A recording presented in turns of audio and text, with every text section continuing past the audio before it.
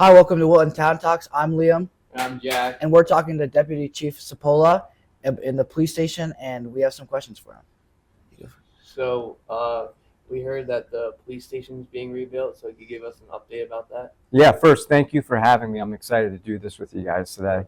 Yeah, very exciting. Our current police station was built in the 70s at the time for a force of 25, at that time, all male police officers.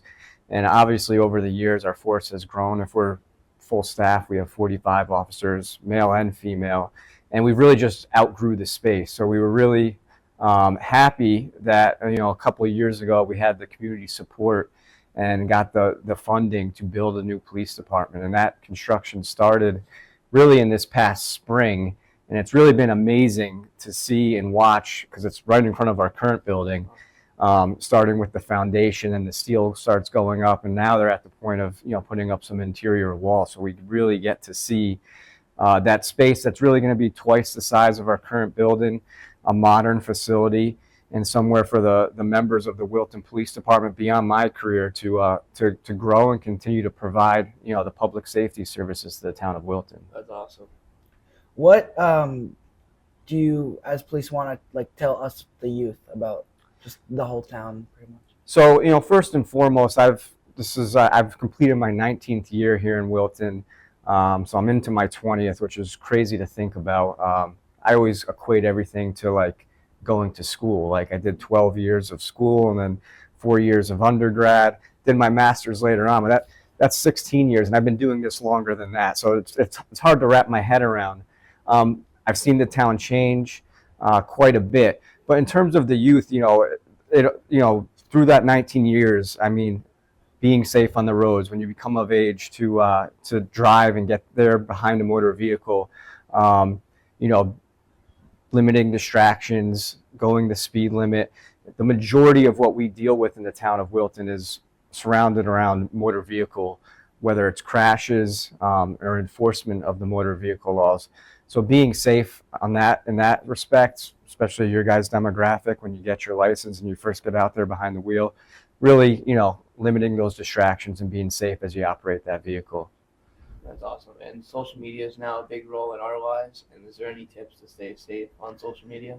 Yeah, this may not be the popular thing, but yeah, just get off social media. I would say that'd be my opinion. But no, it does have value in terms of staying connected, getting messages out there. We as a police department have social media accounts because it is a good platform to get your message out. What I would say is, don't let that limit your face-to-face interactions with your peers. I know, I think there's a policy that is in place now at the school. Yeah, yesterday we started. Just started. Yep. I really think that's going to be great, and there may be that initial apprehension. I think you guys are going to see the change in just how you interact with your peers, are able to have those conversations and real connections face-to-face like we're doing right here. But in terms of when you are online, because inevitably you are going to be online, just being cautious of those things that seem too good to be true. Make sure you're communicating people that in real life. When you start getting contacted by people that maybe want to befriend you or loop you into this investment scheme that seems like a get-rich-quick thing, because that's fraud is a big thing that we deal with here in the town of Wilton, and a lot of it originates online or through phishing schemes. Just be wary of that. Make sure you know who you're communicating with. And if something seems too good to be true online, it probably is. Mm-hmm. What kind of frauds or scams have you dealt with, in the town of Wilton? And some more serious than others. But I know as a kid, I get a lot of spam messages, and Sure. They're tempting because they're oh, free $500. But what kind of things have you seen in that nature? So I mean, the gamut, like I said, and Wilton is a very, very safe community. We do not deal with a lot of crimes against persons or violent crimes, and that's great. We do get a good deal of property crime reported to us, and I'd say about a 60% chunk of that is crimes like fraud-related crimes, identity theft, and it runs the gamut. I mean, it could be someone that gets a hold of your personal identifying information. Next thing you know, you're getting letters from creditors about credit cards opened in your name.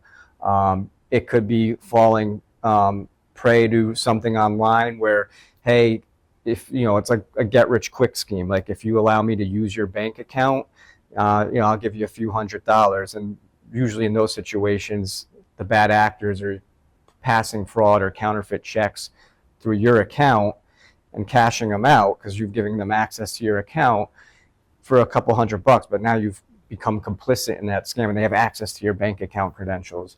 A really good case that our officers had a few years ago, or a couple of years ago, was someone's personal identifying information got had, and it was used to open up several phone lines through Verizon. We had 2 victims in town, and they were actually younger aged victims. And our officers were able to track the transactions to the state of Vermont, get video surveillance, do search warrants, and put the pieces together where they identified a suspect who opened these accounts using our residents' personal identifying information. They got arrest warrants and had the suspect extradited from the state of Vermont and held him accountable. It's amazing. Yeah, that's awesome. Thanks for helping us stay safe in our community. And you got anything else, Ian? Well, that was Will and Town Talks. I'm Liam. And I'm Jack. And thank you. Thank you guys. Thank you. It's fun. Bye.